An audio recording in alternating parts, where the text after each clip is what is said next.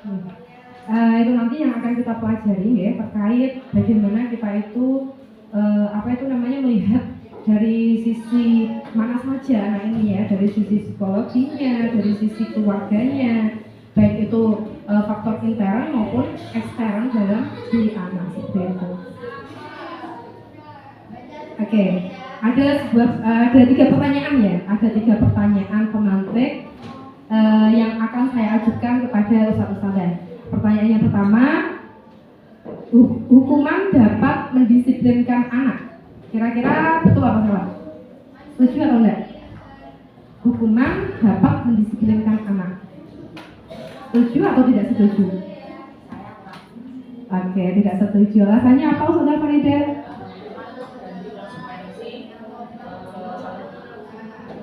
Hukuman itu, kata-kata hukuman dan di konsekuensi dan kita kembalikan ke anak seperti restitusi segitiga restitusi. Jadi kita harus mendengar alasan anak dulu, baru kita kembalikan anak untuk biar dia bisa menyelesaikan masalahnya, biar dia jadi baik itu bagaimana kita kembalikan ke anak. Tepuk tangan untuk Saudara Farida. Oke, pertanyaan yang kedua, pemberian hukuman dengan hal positif seperti membaca buku, membersihkan halaman sekolah dapat meningkatkan disiplin anak. Setuju atau nggak setuju? Membaca buku, membersihkan halaman sekolah itu dapat mendisiplinkan anak. Setuju atau nggak setuju? Kurang setuju. Kurang setuju. Kalau yang ketiga, memberi penghargaan dapat memberikan motivasi belajar bagi anak. Setuju. Oke, nanti kita kulas ya. Kita lihat dulu materinya. Oke. Nah, nanti yang akan kita pelajari ya terkait konsep utama budaya positif. Ya. Yang pertama, perubahan paradigma belajar. Yang kedua, disiplin positif. Kemudian kebutuhan dasar manusia. Kemudian motivasi perilaku manusia. Posisi kontrol restitusi, keyakinan kelas, dan yang terakhir segitiga restitusi. Oke, yang pertama, pembelajaran dengan paradigma baru. Ya, pembelajaran dengan paradigma baru ini dirancang berdasarkan prinsip pembelajaran yang terdiferensiasi, sehingga setiap siswa belajar sesuai dengan kebutuhan dari tahap perkembangannya untuk mewujudkan profil pelajar Pancasila. Apa saja Ustazah untuk profil pelajar Pancasila? Mandiri, berkebinekaan global, gotong royong, kreatif. Sudah. Ayo apa yang terakhir?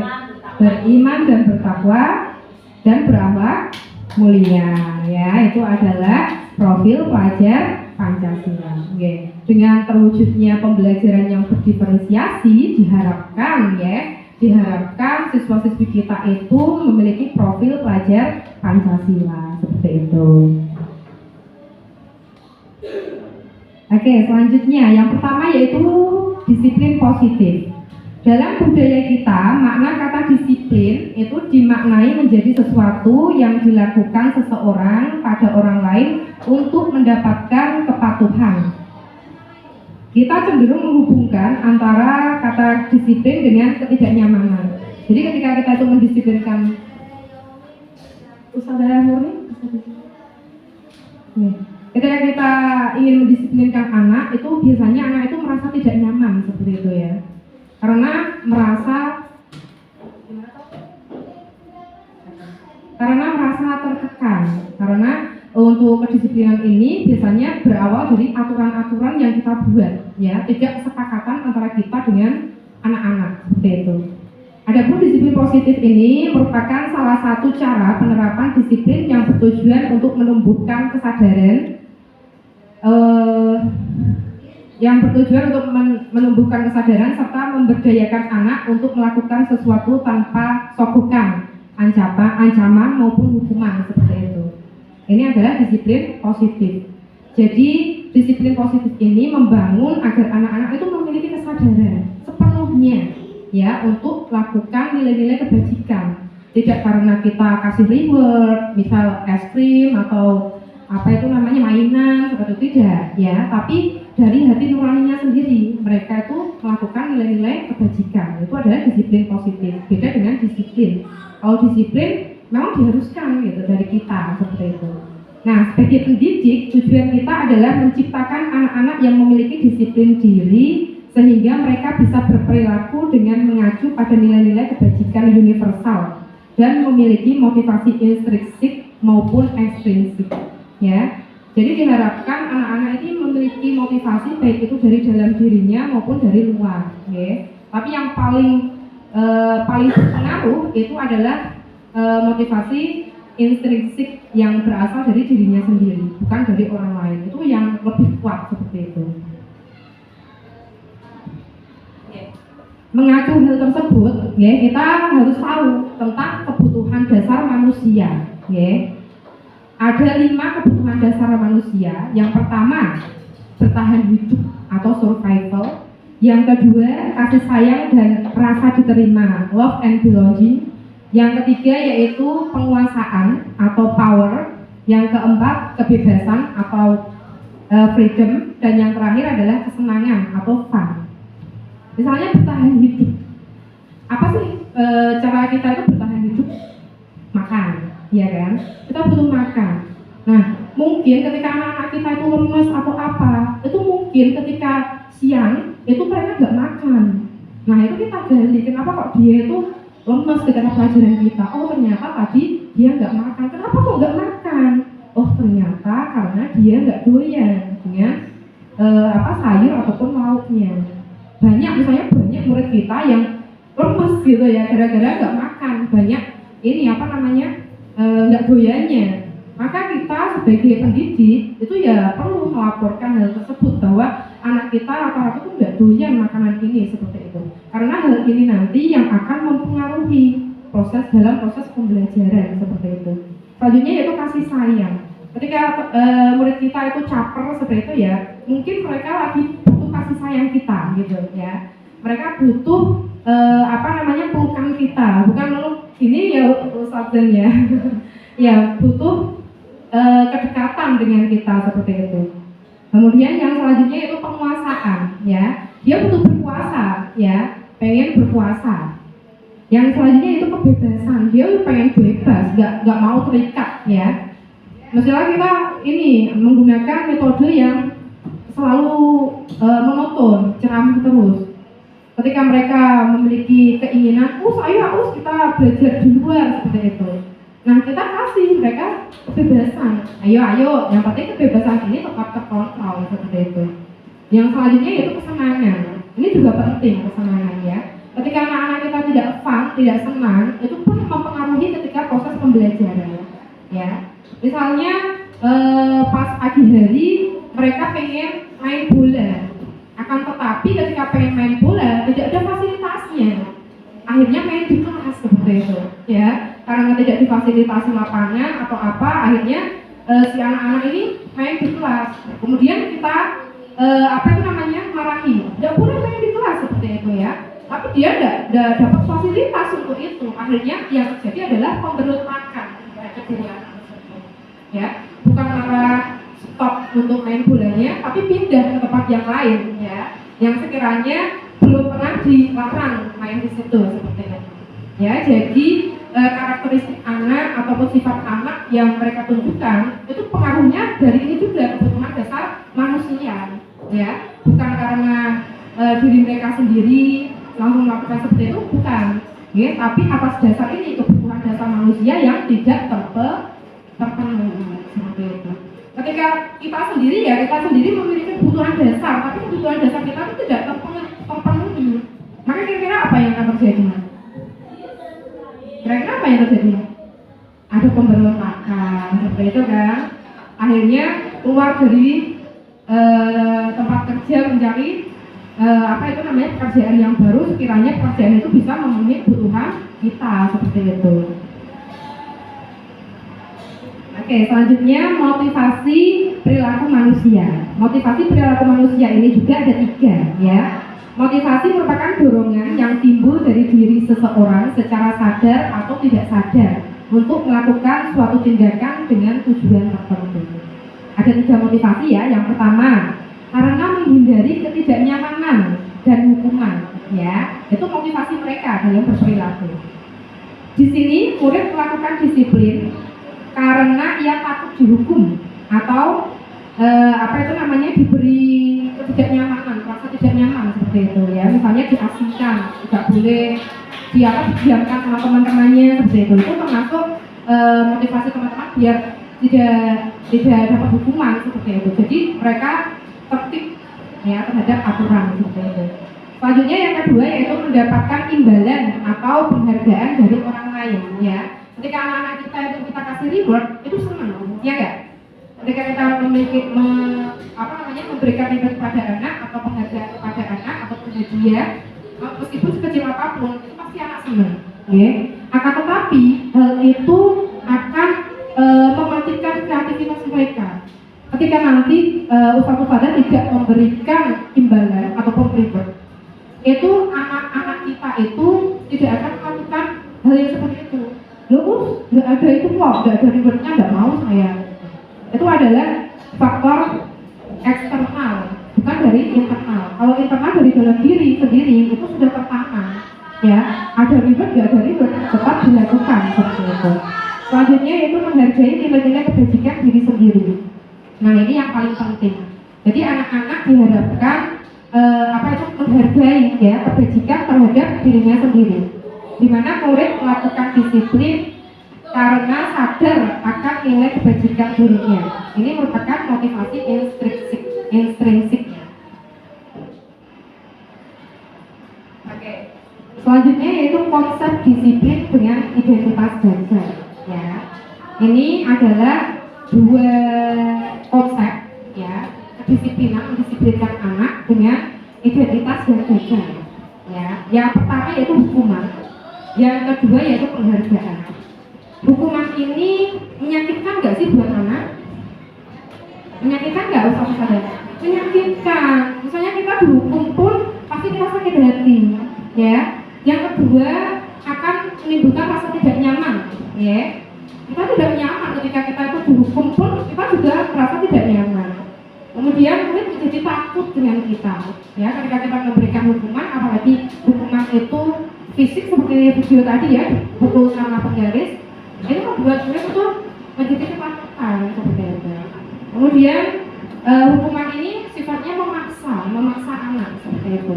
Kemudian dengan hal tersebut, dengan adanya hukuman, anak ini akan menyembunyikan kesalahannya karena rasa takut dihukum sehingga disembunyikan. Selanjutnya yaitu murid menjadi rendah diri, ya, jadi nggak pede seperti itu. Untuk penghargaan, ya, ini tidak efektif, ya. Kemudian merusak hubungan, ada sifat iri. Ketika ada temannya yang dikasih hadiah gitu kan, itu nanti beberapa anak ini akan cemburu. Kok itu terus yang dikasih, kenapa kok aku nggak pernah seperti itu? Padahal setiap anak itu memiliki potensi yang berbeda-beda, tidak sama, ya. Selanjutnya mematikan kreativitas, ya. Dengan adanya reward itu kreativitas itu menjadi mati, tidak berkembang. Lanjut, menghukum dengan sistem ranking. Nah, makanya sekarang sistem ranking ini ditiadakan, ya. Kalau masih ada ustaz-ustazah yang memperlihatkan ranking ke orang tua, itu di stop, jangan lagi dilihatkan rankingnya. Ya, kita katakan saja bahwa setiap anak itu memiliki potensi yang berbeda-beda, ya, tidak sama. Ada yang pintar matematika, ada yang pintar bahasa Indonesia, seperti itu.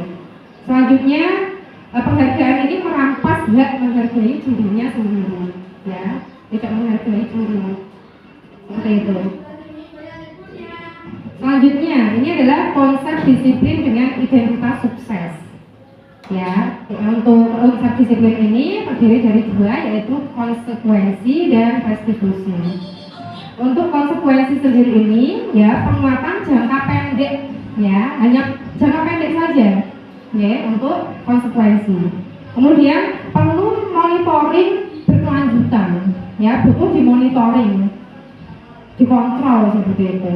Kemudian ada stimulus respon, kemudian murid menghormati peraturan dan kehilangan waktu untuk merenungi kesalahan. Jadi murid kita kasih konsekuensi, itu mereka kehilangan kesempatan untuk merenungi kesalahannya, ya. Misalnya nggak bawa buku, ya wes kalau belajar menjobo misalnya gitu, atau silakan kamu keluar aja nggak bawa buku seperti itu akan apa itu namanya menghilangkan waktu untuk dia itu merenung kesalahan itu apa sih seperti itu. Beda dengan restitusi. Kalau restitusi ini murid bertanggung jawab untuk perilakunya, ya, memang tanggung jawab seperti itu. Kemudian fokus pada pemecahan masalah jangka panjang. Kemudian murid menghormati dirinya dan orang lain. Dan ini untuk restitusi menggunakan teori kontrol. Dirinya yang memegang penuh kontrol dalam dirinya. Kemudian murid bersemangat, lebih bersemangat. Itu kalau kita menggunakan segitiga restitusi. Oke, selanjutnya. Adapun sebuah cara menanamkan disiplin positif pada murid. Nah, ini kita bisa menggunakan segitiga restitusi. Apa sih restitusi itu? Ya, restitusi itu adalah proses menciptakan kondisi bagi murid untuk memperbaiki kesalahan mereka sendiri, ya, sehingga mereka bisa kembali pada kelompok mereka dengan karakter yang lebih kuat. Ya, itu menurut dosen 2004. Adapun ciri-ciri dari restitusi ini, yang pertama, bukan menebus kesalahan, namun belajar dari kesalahan. Ya, bukan untuk menebus kesalahan. Kalau konsekuensi hukuman itu untuk menebus kesalahan. Tapi kalau restitusi ini bukan untuk menebus kesalahan, bukan, tetapi untuk belajar dari kesalahan. Ya. Selanjutnya yaitu memperbaiki hubungan. Misalnya bertengkar dengan temannya seperti itu ya. Nah, segitiga restitusi ini bukan untuk memperkeruh hubungan antara keduanya, akan tetapi memperbaiki hubungan antara keduanya seperti itu. Kemudian segitiga restitusi ini tidak bersifat awaran, ya, bukan bersifat awaran. Oh ya, maaf. Untuk segitiga restitusi ini sifatnya itu menawarkan pada anak, ya, bukan memaksa. Kalau hukuman, konsekuensi itu kita paksakan, ya, aturan dari kita, kemudian kita paksakan kepada anak. Akan tetapi kalau restitusi kita tawarkan, ya, solusi-solusi yang keluar dari dirinya. Misalnya ada dua solusi ya yang dia munculkan, maka nanti kita berikan tawaran. Kira-kira kamu mau yang mana untuk menyelesaikan permasalahan tersebut. Selanjutnya yaitu menuntun untuk melihat ke dalam dirinya. Selanjutnya mencari kebutuhan dasar yang mendasari tindakan, fokus pada karakter bukan tindakan, dan menguatkan dan fokus pada solusi, lebih ke solusi seperti itu. Oke, selanjutnya, misalnya contoh kasus siswa sering tidak mengerjakan PR. Ini kasusnya. Ada siswa kita yang sering sekali tidak mengerjakan PR. Nah, kalau hukuman, ini gini, guru menghukum siswa tersebut bermak bendera selama 10 menit. Guru marah dan murid menjadi takut. Nah, itu hukuman. Jadi tidak logis gitu loh ya. Kesalahannya apa, hukumannya apa. Itu hal yang tidak logis. Berbeda dengan konsekuensi. Kalau konsekuensi ini, guru memberikan konsekuensi untuk mengerjakan PR-nya saat istirahat atau dikerjakan sebanyak 3 kali lipat. Guru tegas dan siswa menghormati peraturan. Jadi kalau yang ini logis gitu loh ya. Kalau yang konsekuensi ini, jadi anak tidak mengerjakan PR, konsekuensinya apa? Yang mengerjakan PR gitu. Kalau yang pertama, hukuman tadi ya, itu nggak logis. Ketika anak tidak mengerjakan PR, hukumannya berdiri sampai 10 menit seperti itu.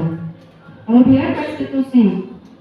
Untuk restitusi ini guru menanyakan keyakinan kelas. Jadi kita dengan murid kita melakukan kesepakatan kelas seperti itu. Kalau kalau dulu itu namanya kesepakatan kelas. Kalau sekarang diperbarui dengan nama keyakinan kelas. Nah, untuk restitusi ini akan membantu siswa untuk menyelesaikan permasalahan. Guru terbuka dan siswa menghormati dirinya dan orang lain. Nah, adapun untuk posisi kontrol sendiri, ya, dalam restitusi itu ada 5. Yang pertama sebagai penghukum, Yang kedua, pembuat rasa bersalah. Yang ketiga, sebagai teman. Yang keempat, sebagai penangkal. Dan yang terakhir, sebagai manajer. Nah, yang diterapkan nantinya ustadz-ustadzah bisa pada posisi kontrol manajer.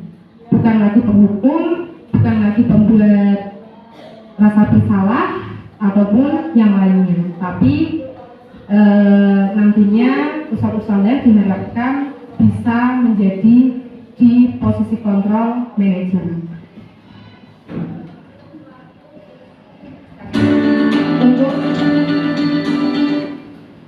Untuk lebih jelasnya terkait dengan posisi kontrol tersebut, saya akan memutarkan sebuah video ya yang akan menjelaskan kepada ustadz-ustadzah terkait 5 posisi kontrol tersebut. Silakan disimak.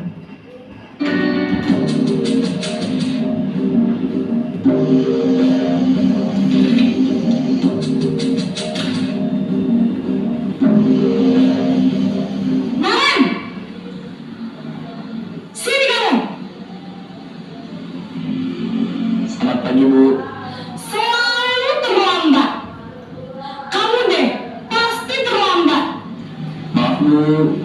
Saya Apa? Apa coba? Alasan kamu apa lagi? Kapan sih kamu tidak terlambat? Malas sekali ya kamu jadi anak. saya Dasar pemalas. Gak kapok-kapok sih kamu. Sudah berapa kali terlambat? Sana, kamu keliling lapangan basket 2 kali. Kenapa saya harus ke lapangan basket, Bu? Kenapa? Kamu lawan ibu? Berani-beraninya jawab. Sudah terlambat, masih berani jawab nggak?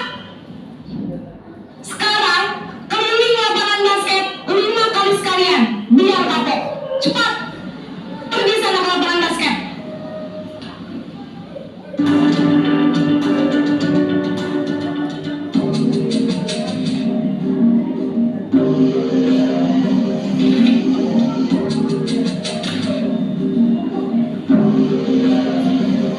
Naren!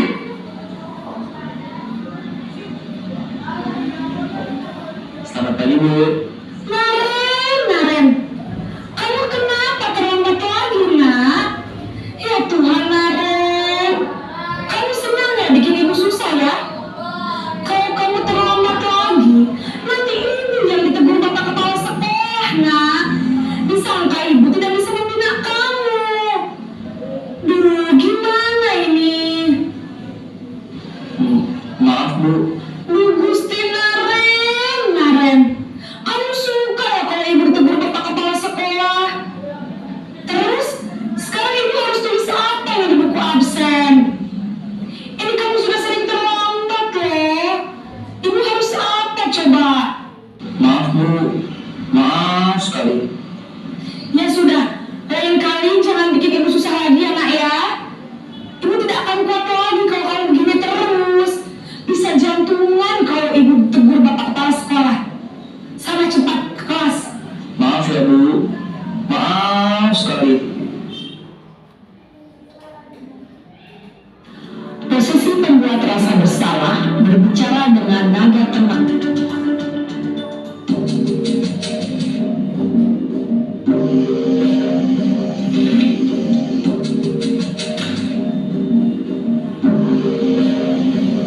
Naren!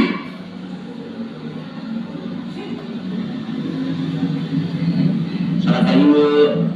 Wah, sudah jam berapa ini nak?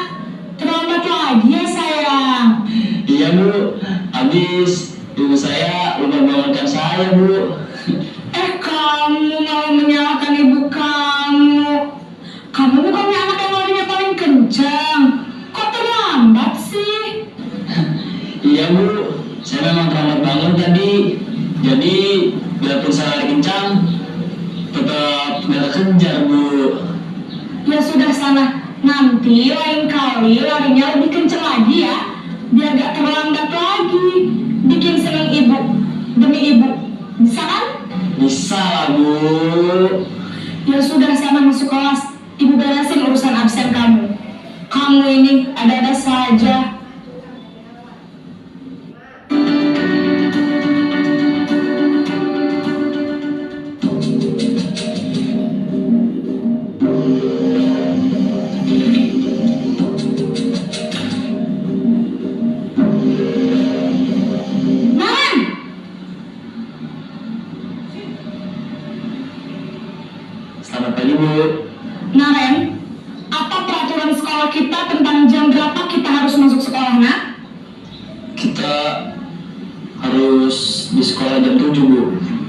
betul. Sekarang sudah jam 7.20. Naren sudah tahu konsekuensinya jika terlambat hadir? Paham Bu, saya harus tinggal kelas pas jam istirahat selama 20 menit. Iya benar, konsekuensinya demikian. Jadi nanti jam 9.30 pas istirahat, kamu harus tinggal di kelas, kerjakan tugas tambahan untuk ketertinggalan kamu, ya? Baik Bu.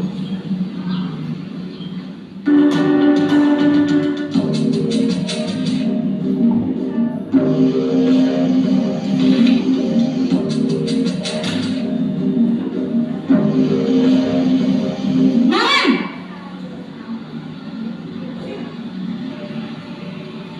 Selamat pagi Bu.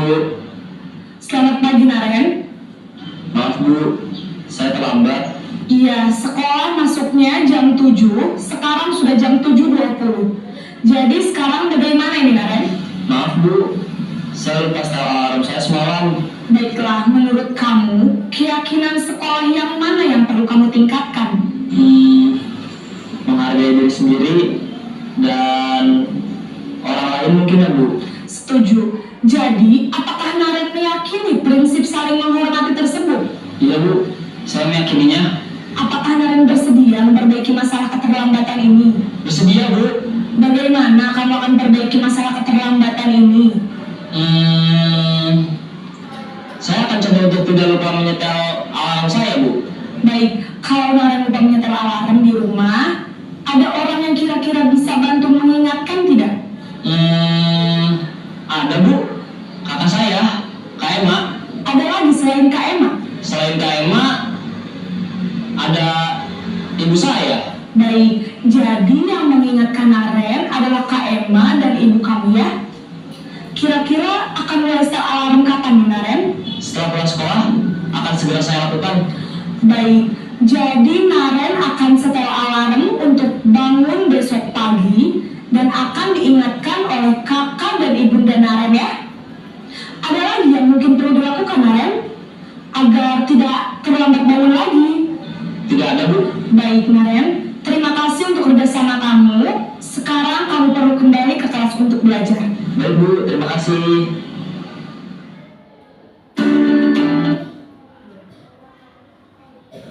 Gimana videonya? Sudah cukup jelas untuk menjelaskan masalah ini tadi, posisi kontrol kita. Sudah jelas saudara?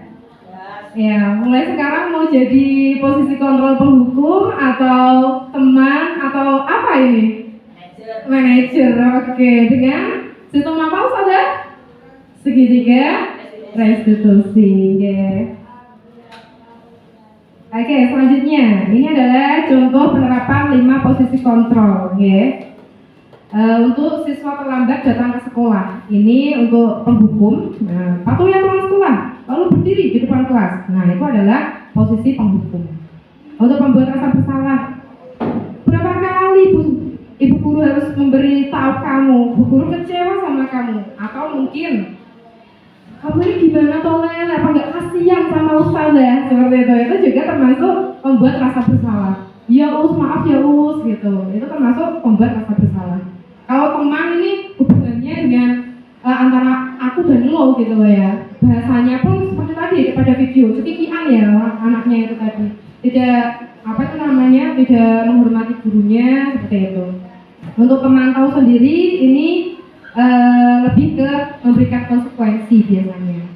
Untuk posisi manajer ini adalah membantu siswa kita untuk menemukan solusi ya terhadap apa yang sedang terjadi atau masalah apa yang dihadapi seperti itu. Keyakinan kelas ini ya, tentang keyakinan kelas. Mengapa sih keyakinan kelas? Mengapa tidak peraturan saja atau kesepakatan kelas saja? Nah, ini ada pertanyaan.